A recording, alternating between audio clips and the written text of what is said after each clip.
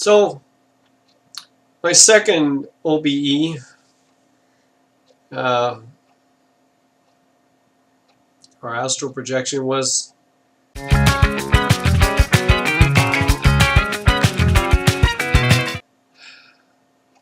not a lot different than the first, except the first one I had my head facing south.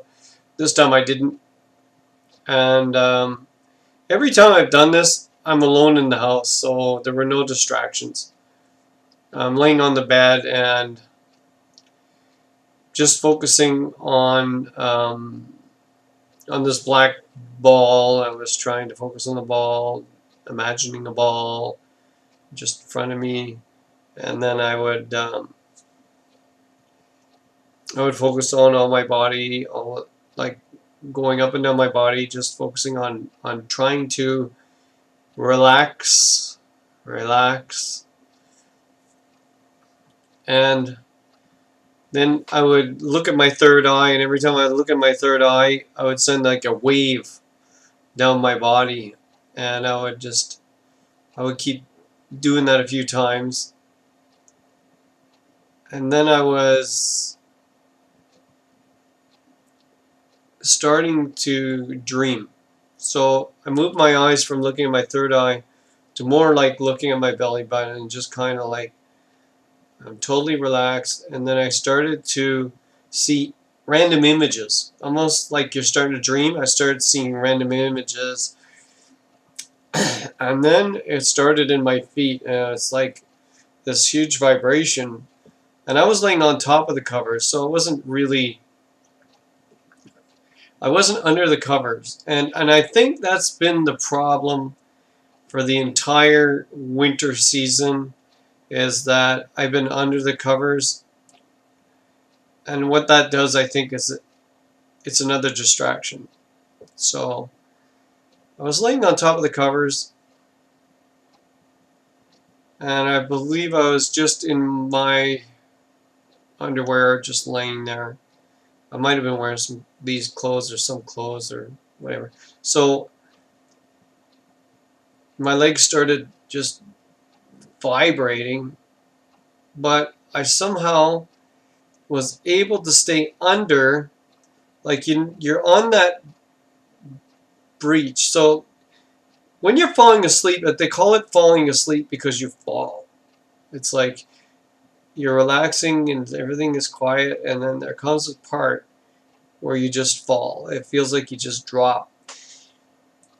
I managed to stay right on the edge of that. I didn't drop, but my body dropped and my mind stayed right on the edge. And then I could feel all this vibrating, and my legs started vibrating, and then like the vibration stopped, and I have noises in my ears all the time, and the noises just stopped. Everything went really quiet, and I kind of like could see through my eyelids, and I looked down, I could see my legs, and my legs were like blue and green, more green around the outside, and the yellow veins going through my legs, like you could see yellow lines like veins. And I could see through my eyelids, which just freaked me out. So what had happened was my body was folded up like this. It was trying to float, but it was connected at the hip still. So that kind of freaked me out. Like I'm going like, wow, that's freaky, right? I'm looking at my legs and I'm thinking, wow, cool. I knew what I was doing. But then all of a sudden I just popped back in. And what a bummer. What a bummer. But I got out. And not totally, but I should have got right out. So ever since then I've been trying really hard to do it again and again and again and again. And everybody says, you know, you're not going to get on the first time. But the times that I got out were like even a month from me starting from me trying. And I think your body gets smart. Your body starts to know, hey, this guy's trying to escape. And I think your body makes like a deal. I don't know if it's with God or with their soul, but I think it makes a deal that it's not to let you go, like, until it dies. And it keeps you trapped like a cage or something. So it's locked you in. And so from what I can tell is that you got like three different entities, three different things happening with you. You have your physical body, which for the most part is a machine to just let the spirit or the soul experience this life here on earth. So that's two things. And then you have the innate, and I believe the innate connects the soul to the body. And I've done enough past life regressions with people that I'm pretty sure that all your experiences and memories and stuff are not stored up here. I'm pretty sure this is like a receiver transmitter to another place where it's stored. All right, like the Akashic records. So the reason I say that is I can take a person back into like many years, many generations, many hundreds of years, and in some cases like thousands of years, back to another life. And the only way they could remember that life is if it was stored somewhere else. And it ain't stored there. And I believe the innate is important because, you know, when people are in car accidents, they get their spinal cord severed, they're still able to, your heart's still beating, they're still able to breathe, they're stable, their intestines still work, the liver, the kidneys, and in some cases they can get an erection. Like all that stuff still works, even though it's not connected. So there's something else there. And I believe how much a person really like comprehends. Like I believe in the placebo effect too. So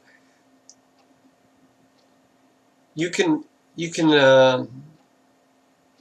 convince your soul, your innate, and your body that you are a different way, and it'll happen. So anyway, my biggest things for wanting to leave my body is just I want to go to. There's supposed to be like a crystal palace up there, and I understand everything's in different levels. So I mean, I'll get to that level, but there's like a healing palace I'd like to try and see what that would do. I'd love to explore the Earth and see what's really at the North Pole and the South Pole, and really see what's going on. It would be cool. It would be fun, and really nice as if I'm traveling. I'd like to be able to come and see what's going on at home, or even go and visit my mother, see if she's all right. You know, things like that. It'd be cool. I've been having some really funky lucid dreaming. While I've been trying to leave my body, I end up going into lucid dreams, and that's kind of weird. You can control what's going on, and you can, and I don't know why, but my dead sister keeps coming into my lucid dreams. It's really funky. And yeah, the last one was weird. It was like she's there with, and I'm visiting the family, her kids and everything, and she's there, and I'm looking around, I'm going like, don't you people even know? Like I'm thinking, don't you people know that she's dead? And I kept poking her, like, are you for real? Are you for real? And she keeps looking at me like, what are you doing? And she's smiling, yeah, I'm real. Okay, so then I realized, oh, this is a funky dream or something, and I came out of it. But it's very interesting how you can control these things. Anyway, I know a lot from hypnotizing people, taking them into their past lives, seeing the soul actually reverse diseases on them, that there's a lot more to being here than we think. And I seriously do believe that we're in a certain vibrational state, especially when your legs and everything's, your whole body starts going like this. It's because right now my soul and my body are in sync, right? And then what happens is when they get out of sync, they start doing this, and that's when it can pop out and go do its own thing. And I'm pretty sure that it probably does every night, or pretty much every night, and you're not allowed to remember it. And I think that would be fun just to remember it. And maybe that's all this astral projection is just the remembering of, and while you're there, you can guide it. I don't know. So I would know more once I start getting there again. I've tried to do this while I was camping. I've tried to do it. Camping is hard, especially when I go to festivals. I mean, there's always people walking by and everything. Dogs are a constant distraction too. Like our dog will bark at anything that walks past. So it's been a tough year trying to do this, and I do understand that some people it takes like a couple of years. And once you do figure it out, it's like riding a bike, I guess. You can just pop in and out. I've heard of people doing astral projection on airplanes, like while they're on the flight. They just go into their state and they leave their body. And I think that would be real handy, especially when I used to travel all the time. It'd be so cool to get at the airport that you've never been to and check it out before you get there, so you'd know exactly where to go. It would be so fun. But anyway, that's my journey and my second astral projection. I've had a lot of funky spiritual things happen, so I'm going to be talking about those too. They're really interesting, and I'm so glad my wife was here to experience them with me, because I don't think anyone would believe it, but she believes it because she's experienced it with me. So it's pretty cool. A part of the journey is also becoming more empathic, which has been really difficult. It's really strange to be an empath.